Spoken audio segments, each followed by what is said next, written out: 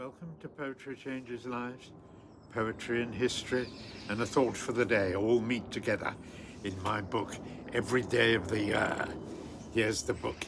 This is the paperback version. There is a hardcover version as well. I think it does make a nice present, to give people. It can be given any day of the year. If you have an anniversary or just want to give a friend a little present, I mean, it's a benign, the act of just reading a poem can really make your mood quite calm and tranquil. I find, I read a poem every day because I do this, and it really makes me feel, quite good. Poetry has that power. Okay, that's enough of my sales talk.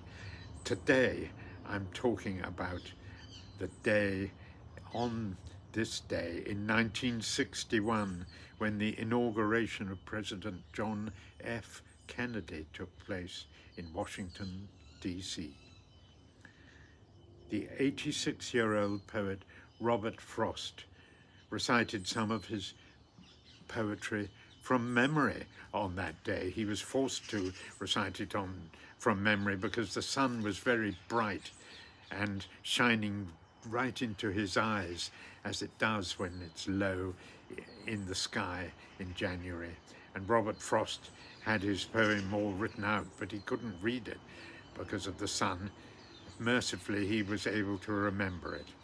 And the inauguration finished successfully, and Kennedy began his 1,000 days, to end tragically, of course, with his assassination in Dallas.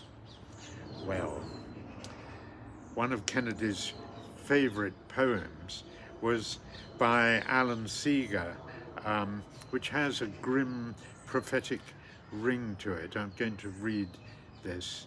I have a rendezvous with death. I think it's an extremely fine poem. It sends a shiver down my spine, and it's not hard to think why. Here we are. I have a rendezvous with death at some disputed barricade, when spring comes back with rustling shade and apple blossoms fill the air. I have a rendezvous with death when spring brings back blue days and fair. It may be he shall take my hand and lead me into his dark land, and close my eyes and quench my breath. It may be I shall pass him still. I have a rendezvous with death. I want some scarred slope of battered hill when spring comes round again this year, and the first meadow flowers appear. God knows 'twere better to be deep, pillowed in silk and scented down, where hushed awakenings are dear.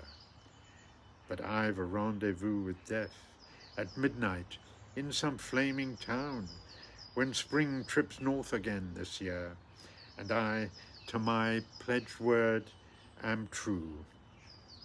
I shall not fail that rendezvous.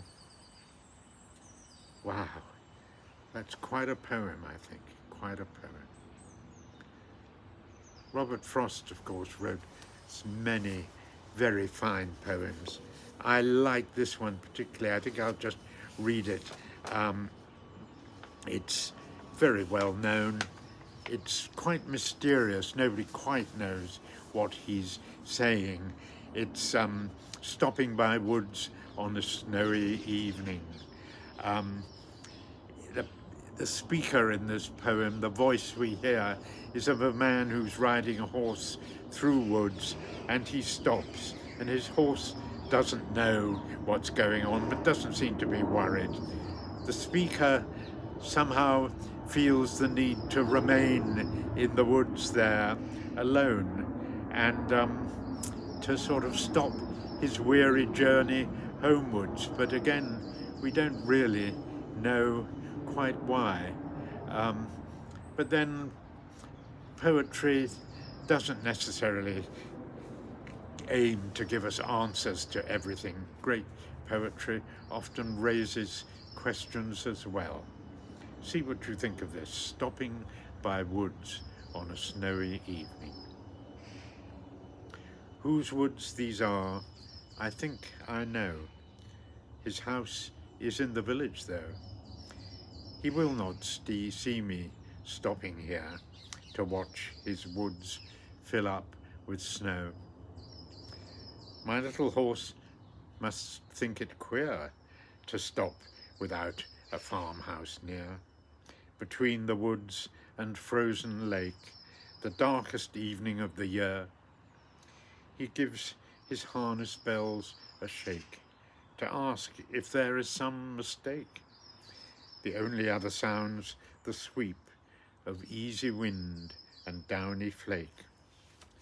The woods are lovely, dark and deep, but I have promises to keep, and miles to go before I sleep, and miles to go before I sleep. That is Robert Frost at his best, I think. I very much like that poetic device where a line of poetry is repeated, the same line twice. A lot of great poets do it, such as William Butler Yeats, for example, does it an awful lot. And I think Wordsworth does it as well, for that matter. I'm going to see, there's another of my favorite Frost poems in this book.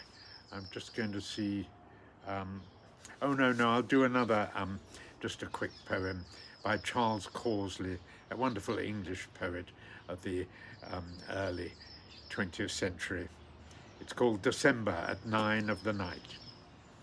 At 9 of the night I opened my door that stands midway between moor and moor. And all around me, silver bright, I saw that the world had turned to white. Thick was the snow on field and hedge, and vanished was the river sedge, where winter skilfully had wound a shining scarf without a sound. And as I stood and gazed my fill, a stable boy came down the hill. With every step I saw him take, flew at his heel a puff of flake. His brow was whiter than the hoar, a beard of freshest snow he wore. And round about him snowflakes started, a red horse blanket from the yard. In a red cloak I saw him go, his back was bent, his step was slow, and as he laboured through the cold, he seemed 100 winters old. I stood and watched the snowy head, the whiskers white, the cloak of red. A Merry Christmas, I heard him cry. The same to you, old friend, said I. I think that's a delightful picture that the poet paints. Another very great poet, Charles Causley. Thanks for listening today.